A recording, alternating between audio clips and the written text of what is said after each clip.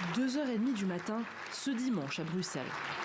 Après 2 jours de tractation, les négociateurs européens viennent de conclure un accord sur la réforme du marché carbone dans l'Union.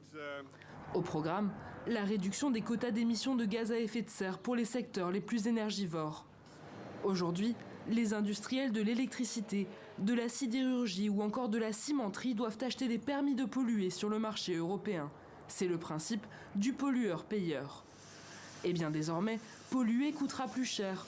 Près de 100 € par tonne de carbone d'ici 2030 selon l'eurodéputé Pascal Canfin, contre près de 80 en juin dernier.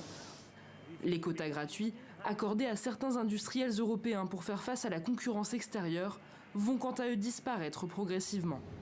Le marché carbone devrait aussi s'étendre au secteur maritime, aux vols intra-européens ainsi qu'aux incinérateurs de déchets, mais également aux fournisseurs de carburant. Une décision controversée. D'ici à 2027, les ménages européens payeront donc une taxe sur l'essence et le chauffage, plafonnée à 45 € par tonne de carbone jusqu'en 2030. Pour aider les plus vulnérables à faire face, les négociateurs ont acté la création d'un fonds de 86 milliards d'euros pour financer la rénovation thermique ou les mobilités douces. Et en cas de poursuite de la flambée actuelle des prix de l'énergie, ce volet de la réforme pourrait bien être repoussé à 2028.